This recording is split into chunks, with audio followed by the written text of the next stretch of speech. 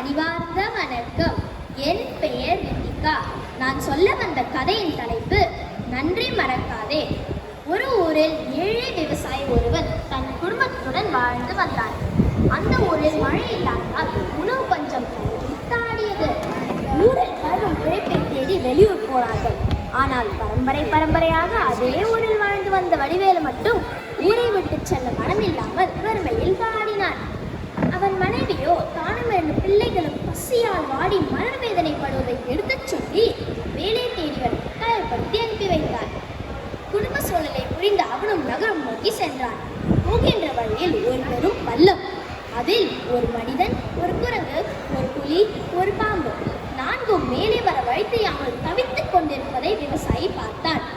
மனிதனும் மற்ற ஜீவராசிகளும், ஐயா, எங்களை எப்படியாவது காப்பாற்றுங்கள், நாங்கள் எங்களால் முடிந்த எந்த உதவி வேண்டுமானாலும் செய்கிறோம் என்று குரல் கொடுத்தனர். விவசாயி மனம் இலகியது. அதனால் அவன் 4 வரையும் காப்பாற்றி விட்டு தன் வழியே சென்றான். காலையில் புறப்பட்டவன் மாலை வரை எங்கு தேடியும் வேலை இல்லாமல் வீடு திரும்ப எண்ணினான். காலையில் உதவிய பள்ளம் வழியே சென்று கொண்டிருந்த போது ஐயா என்று ஒரு குரல் கேட்டது. மரத்திலிருந்து குரங்கு கீழே குதித்து நின்றது. அதன் கைகளில் நிறைய திராட்சை பழங்கள் இருந்தன. விவசாயி நல்ல பசியில் இருந்தான். அதை புரிந்து கொண்ட குரங்கு, களைப்பாக இருப்பது போல் தெரிகிறது, இந்த பழங்களை விட்டு பசியாருங்கள் என்றது. விவசாயிக்கு பசி வயிற்றை கிள்ளியது. என்றாலும் பழங்களை எப்படி குரங்கிடம் வாங்கி விடுவது என்று யோசித்தார். தயங்காதீர்கள் ஐயா, என்னை உங்கள் நண்பனாக எண்ணி இந்த பழங்களை ஏற்றுக்கொள்ளுங்கள் என்று கூறியதை விவசாயியால் மறுக்க முடியவில்லை. அதனால் அவன் பழங்களை உண்டு சென்றான். சிறிது தூரத்தில் புலி நின்று, வாருங்கள் தலைவரே, உங்களின் வறுமை எனக்கு புரிகிறது. என்னுடைய குகையில் ஏராளமான பொண்ணும் மணியும் இருக்கிறது. உங்களுக்கு தேவையானதை எடுத்துச் செல்லுங்கள் என்று கூறியது. விவசாயியும் புலியின் அன்பை மறுக்காமல் சில நகைகளுடன் திரும்பினான். இந்த நகைகளை விற்று பணமாக்கி விடலாம் என்று நினைத்தான். உடனே தான் பள்ளத்திலிருந்து காப்பாற்றிய மனிதனின் நினைவு வந்தது. நேராக அவனிடம் சென்று நடந்ததை கூறினார். அவன் ஒரு நகை வியாபாரி. விவசாயியின் கைகளில் இருக்கும் நகைகள் அரசு குடும்பத்தின் நகைகள் என்று அவனுக்கு புரிந்தது. இந்த தகவலை அரசனிடம் சொன்னால் நிறைய பொருள் பெறலாம் என்று நினைத்தான். கொஞ்சம் இரு, வருகிறேன் என்று சொல்லி புறப்பட்டவன் காவலாளியுடன் வந்தான். விவசாயி ஒரு திருடன் என்று சொல்லி அவர்களிடம் ஒப்படைத்தான்.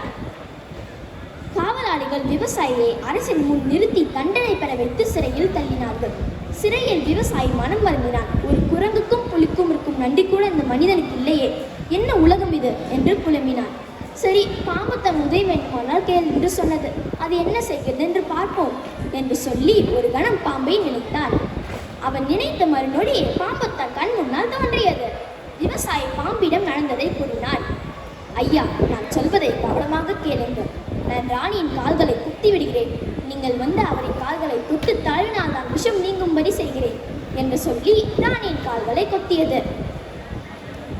எத்தனையோ அரண்மனை வைத்தியர்கள் வந்தும் விஷம் நீங்கவில்லை. அப்பொழுது விவசாயி அங்கிருந்த காவலாளியிடம், நான் ஒரு மந்திரத்தை வைத்து ராணியை காப்பாற்றுகிறேன் என்று கூறினான். மன்னனும் அவனை வரவழைத்தார். விவசாயி பாம்பை நினைத்து ராணியின் கால்களை தொட்டு தடவினான். விஷம் நீங்கியது. ராணி கண் விழித்தார். அரசர் மனம் மகிழ்ந்தார். விவசாயி தான் குற்றமற்றவன் என்று அரசரிடம் நிரூபித்தார். அரசர் பொய் சொன்ன நகை வியாபாரியை தண்டித்தார். எந்த தவறும் செய்யாத விவசாயியை பொன்னும் மணியும் கொடுத்து அனுப்பி வைத்தார். இதைத்தான் திருவள்ளுவர் திருக்குறளில், என்னன்றி கொன்றார்க்கும் உய்வுண்டாம் உய்வில்லை, செய் நன்றி கொன்ற மகற்கு என்று கூறினார்.